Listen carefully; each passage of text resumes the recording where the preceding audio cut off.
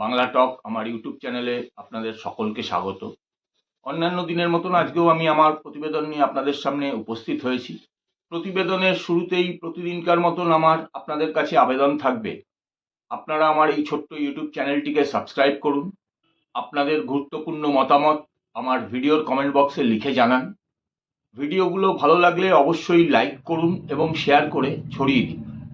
নানা দিক থেকে চক্রব্যূহে ফেঁসে গেছেন, সেটা তিনিও বুঝতে পারছেন এবং এই চক্রব্যূহে ফেঁসে গিয়ে তিনি এখন হাঁসফাঁস করছেন, পালানোর কোনো পথ খুঁজে পাচ্ছেন না, পরিত্রাণেরও কোনো পথ খুঁজে পাচ্ছেন না।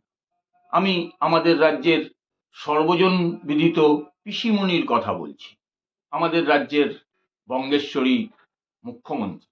দেখুন চারদিক থেকে কিরমভাবে ফেঁসেছেন। এক নম্বর, তিনি যে ঘোষণা করেছিলেন এ বঙ্গে নাকি তিনি এসআইআর হতে দেবেন না, একজনের নামও বাদ যাবে না, প্রত্যেকে ভোটে অংশগ্রহণ করতে পারবেন। অর্থাৎ যারা এ রাজ্যের বর্তমান বাসিন্দা তারা যেমন, ঠিক একই রকমভাবে যারা মৃত, যারা স্থানান্তরিত হয়ে গেছেন, সকলেই ভোটে অংশগ্রহণ করতে পারবেন। আসলে এই সমস্ত ব্যক্তিরা যদি অংশগ্রহণ ভোটে না করে তাহলে তো মাননীয়ার অসুবিধা। এরা একেবারে চূড়ান্তভাবে তৃণমূলী। মৃত ব্যক্তিরা তো স্বর্গ থেকে নেমে আসেন ভোটের দিন শুধুমাত্র এই তৃণমূল সরকারকে রক্ষা করার জন্য। নির্বাচন কমিশন ঠান্ডা মাথায় কিন্তু তাদের নির্দিষ্ট লক্ষ্যের দিকে ধীরে ধীরে এগিয়ে যাচ্ছে। এখন যে সময় তারা নির্ধারণ করেছেন সেই সময়ের মধ্যে এসআইআর এর কাজ সম্পন্ন হবে কিনা সেটা নিয়ে প্রশ্ন থাকতে পারে, কিন্তু মাননীয়া বুঝতে পেরেছেন তার এগোলেও বিপদ, পিছলেও বিপদ। কেন? দেখুন, যদি এসআইআর প্রক্রিয়া একেবারে সম্পন্ন হয়, স্বচ্ছ হয়, যদি 100% না 80% নির্ভুল ভোটার তালিকা তৈরি হয় এবং তার উপরে ভোট হয়, তাহলে পরে তিনি এই 15 বছর ধরে যে সমস্ত দুর্নীতিগুলো করেছেন, যেরকম ভাবে বিভিন্ন সেক্টরগুলোকে শেষ করেছেন, সেটা শিক্ষা হতে পারে, স্বাস্থ্য হতে পারে, কর্মসংস্থানের বিষয় হতে পারে, শিল্প হতে পারে, বাণিজ্য হতে পারে, যে কোনো দিকে তাকান সেই সমস্ত জায়গায় যা দুর্নীতি তিনি করেছেন, মানুষ কিন্তু তিতে বিরক্ত। তিনি যতই লক্ষ্মীর ভাণ্ডারের টাকা দিন, নানান রকম জনহিতকর প্রকল্প নিন, জন্ম থেকে মৃত্যু অবধি মানুষের ভর্তুকিতে জীবন যাপন করার জন্য বাধ্য করুন মানুষকে, মানুষ কিন্তু এখন বুঝতে পেরেছে এইভাবে কিন্তু বেশি দিন চলা যাবে না। অর্থনৈতিক হাল রাজ্যের খুবই খারাপ, বলতে গেলে হাড়ির হাল। ফলে এসআইআর হলে যেমন তার বিপদ, না হলে বিপদ আরও বেশি।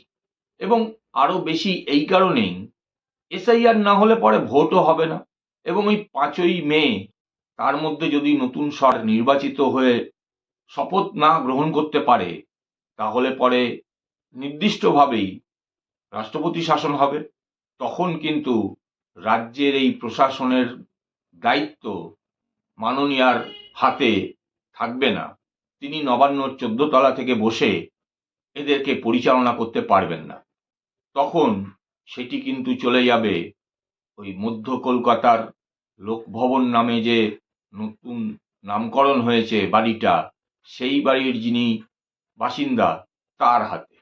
ফলে যেরকম ভাবে তিনি রাজ্যের প্রশাসনকে নানা স্তরে, পুলিশ প্রশাসন বলুন বা এই আইএএস অফিসার যারা বিভিন্ন কাজে নিযুক্ত থাকেন, যাদের দ্বারা তিনি ভোট পরিচালনা করেন, সেটা কিন্তু করতে পারবেন না। স্বাভাবিকভাবেই তিনি কিন্তু বেজায় বিপদে পড়েছেন। তার পাশাপাশি কোর্টে একের পর এক ধাক্কা, সেটা বিভিন্ন ক্ষেত্রে যে দুর্নীতিগুলো করেছেন সেই দুর্নীতিগুলো সংক্রান্ত যে মামলা, রাজ্য সরকারি কর্মচারীদের ডিএ সংক্রান্ত মামলা, যেটার রায় দীর্ঘদিন ধরে ঝুলে রয়েছে, শুনানি শেষ হয়ে যাওয়ার পরেও এতদিন ধরে কেন তার রায় বেরোচ্ছে না, সেটা একটা গবেষণার বিষয় হতে পারে। কিন্তু সে বিষয়ে তো কিছু বলা যায় না, কারণ বিচারকদের ব্যাপার। বিচারকরা যদি মনে করেন যে রায় তারা দেবেন বা এই রায় নিয়ে আরও ভাবনা চিন্তা করা দরকার, তাহলে দেরি হবে। কিন্তু তাছাড়াও এই যে বিভিন্ন রকম দুর্নীতি, কয়লা, বালি, চাকরি, খাদ্য, এই সমস্ত দুর্নীতিতে তিনি যেরমভাবে ফেঁসে আছেন, কোর্ট কিন্তু বুঝে গেছে এই সরকারের ক্রেডিবিলিটি কি, তারা কিভাবে এই সরকারকে পরিচালনা করছেন এবং রাজ্যের মানুষের সঙ্গে তঞ্চকতা করছে। যার জন্যই দেখবেন এই গত দুদিন আগে সুপ্রিম কোর্টে নতুন করে যে একটা পিটিশন করা হয়েছিল এসআইআর সংক্রান্ত বিষয়ে, সেই পিটিশন সুপ্রিম কোর্টের প্রধান বিচারপতির বেঞ্চ গ্রহণ করেনি।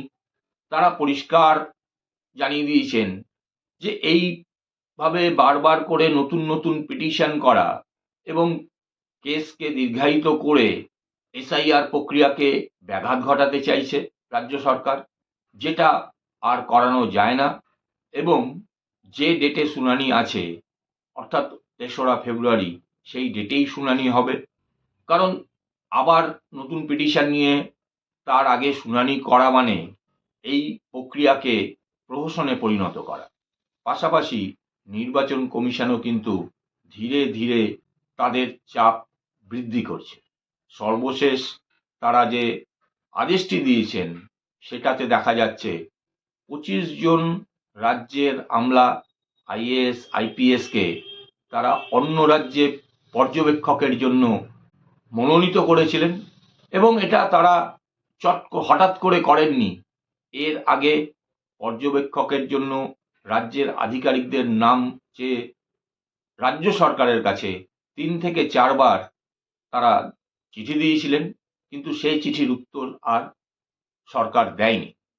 এখন যখন দেখা যাচ্ছে রাজ্যের স্বরাষ্ট্র সচিব, হাওড়ার পুলিশ কমিশনার, এই রকম বেশ কিছু গুরুত্বপূর্ণ জায়গায় দাঁড়িয়ে কাজ করা আধিকারিকদের নির্বাচন কমিশন অবজারভার হওয়ার জন্য নাম পাঠিয়েছেন এবং তাদের নির্দিষ্ট করে ৫ এবং ৬ ফেব্রুয়ারি এই অবজারভারের ট্রেনিংয়ে উপস্থিত থাকতে বলেছেন, তখন কিন্তু তার ঘুম ভেঙেছে। এবং এই ঘুম ভাঙার ফলেই এখন তারা বলতে, ওই আইপিএস অফিসার যে ১০ জন ছিল, তার মধ্যে ৮ জনকে পরিবর্তন করে অন্য ৮ জনের নাম পাঠিয়েছেন এবং ২ জন সম্ভবত তাদের শারীরিক অসুস্থতার কথা জানিয়েছেন, সেটাও তারা নির্বাচন কমিশনের দপ্তরে জানিয়েছেন। আর আইএএস অফিসার যারা ছিলেন ১৫ জন, তাদের মধ্যে থেকে ৯ জন কি ১০ জনকে রিপ্লেস করে তার পরিবর্তে অন্য আইএএস অফিসারদের নাম পাঠিয়েছে। আচ্ছা, এই নামটা তো তারা আগেই পাঠাতে পারতেন, কিন্তু পাঠাননি। তার কারণ ওই যে বঙ্গেশ্বরী, তিনি যা ঠিক করবেন, তিনি যা মনে করবেন সেটাই হবে। কারণ তিনি মনে করেন তিনি পশ্চিমবঙ্গ স্বতন্ত্র একটা দেশ, সেই দেশের প্রধানমন্ত্রী। ফলে দেশের আইন কানুন শৃঙ্খলা মানার দায়ভার তার নেই এবং তিনি সেইভাবেই নিজেকে পরিচালনা করেন। এখন তার দিল্লি যাওয়ার কথা ছিল, কিন্তু তিনি বিভিন্ন কারণ দেখিয়েছেন।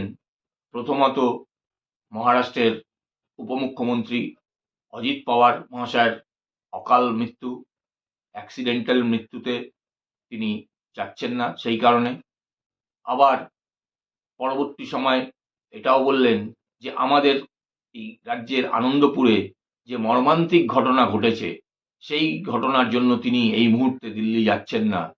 তিনি ২ তারিখে একেবারে দিল্লি যাবেন, কারণ ২ তারিখে নির্বাচন কমিশনের ফুল বেঞ্চের সঙ্গে তিনি কথা বলবেন এবং সেখানে এই এসআইআর প্রক্রিয়ার ফলে যে কজন মারা গেছেন অত্যাচারিত হয়ে এসআইআর এর আশঙ্কায়, তাদের পরিবারের লোকজনকে নিয়ে তিনি যাবেন। আদতে তিনি কেন যাচ্ছেন সেটা তো পরিষ্কার, সেটা তো বোঝাই যাচ্ছে। 3 তারিখে আইপ্যাক মামলায় শুনানি আছে এবং তিনি যেভাবে এই মামলায় ফেঁসেছেন সেই কারণেই তিনি সেই দিনকে দিল্লিতে থাকতে চাইছেন, যাতে সুপ্রিম কোর্টের ওপরে কিছুটা চাপ সৃষ্টি করা যায় যে দেখো মুখ্যমন্ত্রী কিন্তু এই দিল্লিতেই আছেন, ফলে যাই শুনানিতে উঠে আসুক সেদিনকে যেন সুপ্রিম কোর্ট কোনো রকম কোনো কড়া সিদ্ধান্ত না জানায়। তার পাশাপাশি ইন্ডিজোট, সেই ইন্ডিজোটের প্রয়োজনীয়তা তিনি এখন অনুভব করছেন, কারণ তিনি তো জানেন এই সংকট থেকে তাকে বাঁচানোর জন্য ইন্ডিজোটের প্রয়োজনীয়তা। তাড়াতাড়ি বাজেট অধিবেশন বসবে এবং সেই বাজেট অধিবেশনে ইন্ডিজোটের শরিকদের তিনি তার পক্ষ থেকে নামাতে চাইছেন, যাতে ওই বাজেট অধিবেশনের সময় চিৎকার চেঁচামেচি করে সরকার পক্ষের ওপরে একটা চাপ সৃষ্টি করা যায় এসআইআরকে নিয়ে। কিন্তু তিনি যাই করুন তাতে কোনো রকম কোনো ফল তিনি পাবেন কিনা সে বিষয়ে যথেষ্ট সন্দেহ আছে। এখন দেখা যাক 3 তারিখের আগে তার এই দিল্লি সফর, নির্বাচন কমিশনের ফুল বেঞ্চের সঙ্গে তার বৈঠক কি প্রভাব ফেলে। কারণ এর আগে তার ভাইপো গেছিলেন, এবারও নিশ্চিতভাবেই তিনি বঙ্গেশ্বরীর সঙ্গে যাবেন। কিন্তু নির্বাচন কমিশন ভাইপোকে যেমন লেজে খেলিয়ে সদন থেকে বার করে দিয়েছিলেন, ঠিক এবারও তার ক্ষেত্রেও একই ঘটনা ঘটবে সে বিষয়ে কোনো সন্দেহ নেই। এখন দেখা যাক তিনি এই যে চারদিক থেকে চাপে পড়েছেন সেই চাপ থেকে কিভাবে বেরিয়ে আসেন বা আদৌ বেরিয়ে আসতে পারেন কিনা। আজ এখানেই শেষ করছি। নমস্কার, ধন্যবাদ।